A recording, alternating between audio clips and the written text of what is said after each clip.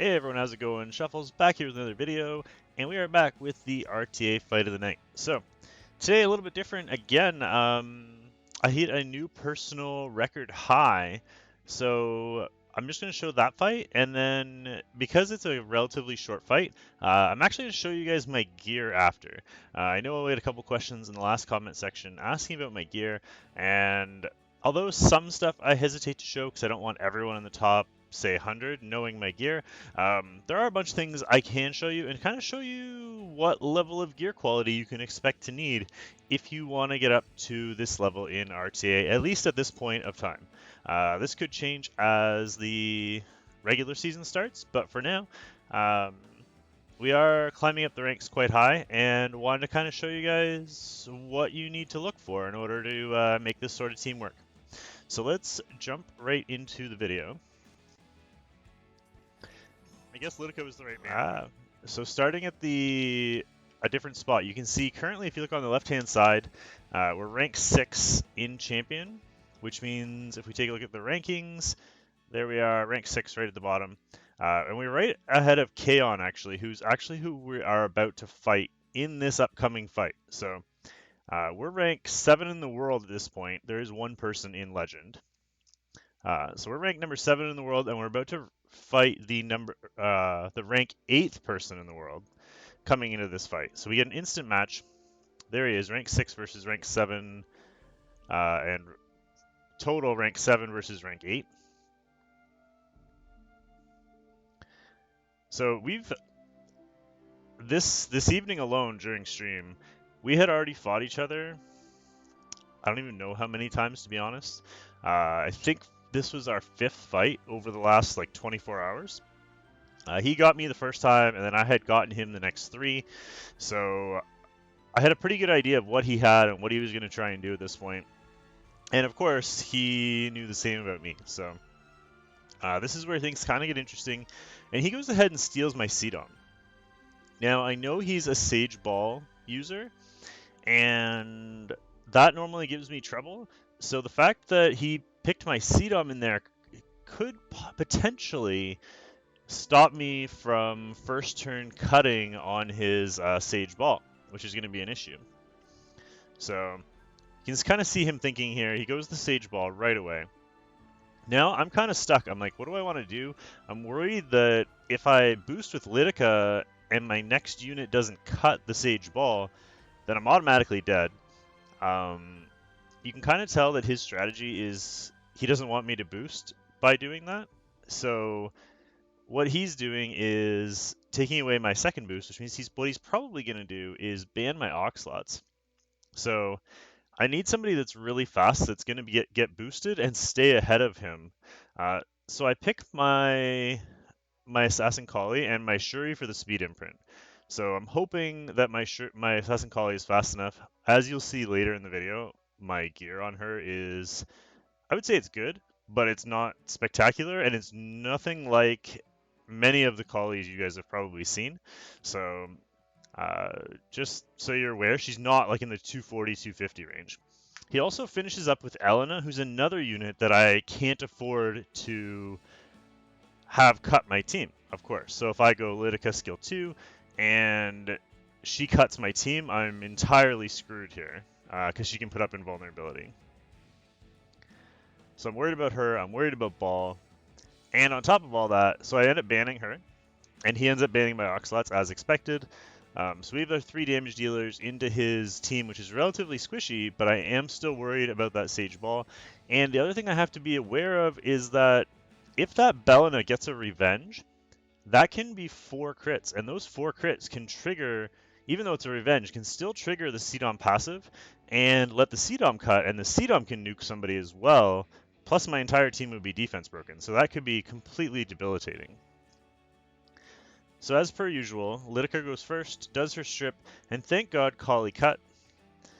So we have to go to Sage Ball here, and we didn't get his immunity, which means if he doesn't die, he's going to get a chance to do his sleep and we're dead. So we obviously burn into it. We do get more than enough damage. We get 18k damage. And here comes the revenge. Now, if you look there, we only got 3 crits against us. which is huge because that means that the CDOM. I don't know if the CDOM would have cut us. It looks like if you look on the left that maybe she wouldn't have. But it would have potentially been close. Unfortunately, the only one that doesn't land is the. We did land the triple silence, by the way, as well. But the only one that didn't land was the one that defense broke. So we go ahead and get the kill here, and I'm like, phew, we finally won. And Shuri goes to snipe the Belina to pretty much wrap things up. And I'm absolutely shocked that she doesn't die. For somehow, that Belina only took 7k damage. And all of a sudden, they get their team up, and they just barely don't kill the Shuri. And now I'm in panic mode.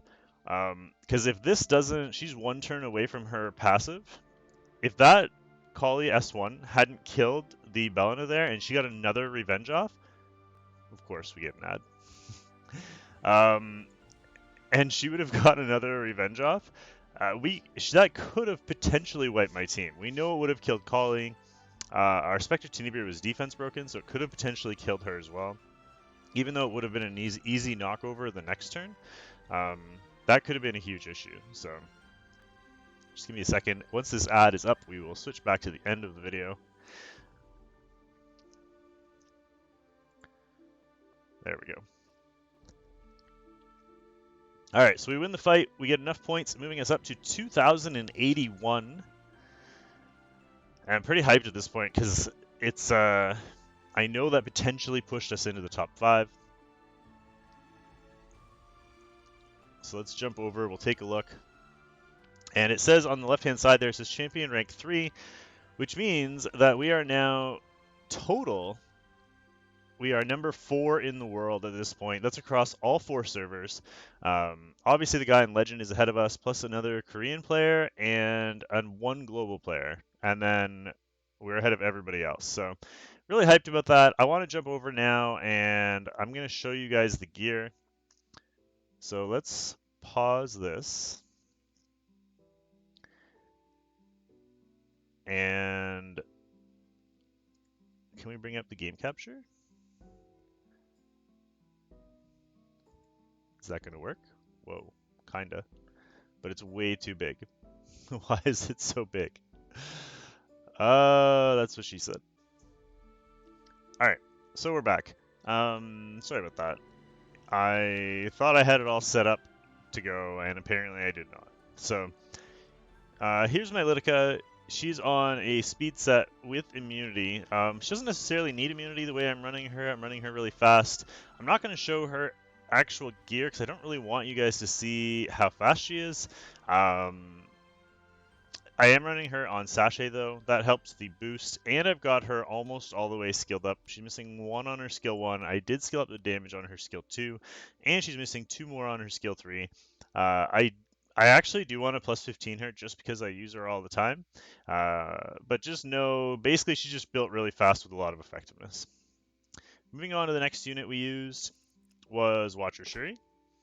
So Watcher Shuri, just really slow and on a lot of damage. I actually have him on Sachet as well right now because I stole his artifact and put it on somebody else.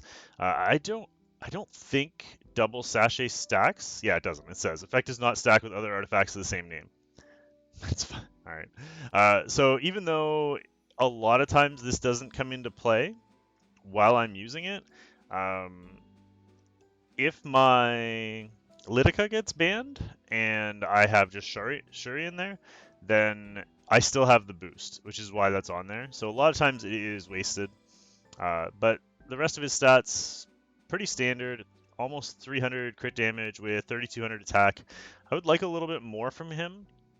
But I can't do that without switching him over to a destruction set. So I am trying to do that, but I just can't quite get a set that's good enough to make it work. So he has to survive like this for now. That being said, normally he's quite good at one-shotting everybody. I'm pretty sure that Belina that we failed to kill must have been on like Proof of Valor, and they must have had like Aureus or Adamant Shield, I guess, on the Lilius. I'm not really sure why we did almost no damage there, but for the most part, he can one-shot like Ruels and Ravis and stuff like that. But there was a lot of damage reduction in play there. I just didn't quite catch what he was using. But yeah, these stats are, I would say they're pretty good, although I am trying to get better. Next up, we have Kali. So Kali is on a level 30 RNL, even though she never procced it in the video. She's only 230 speed with 231 crit damage and 3k attack, so it's not bad. She's got decent damage stats. She used to be like 2 to 300 attack more with 10 more speed and 20 more crit damage, but I stole a lot of her gear and I put it on Tenebria because I rarely get a chance to use Kali in RTA.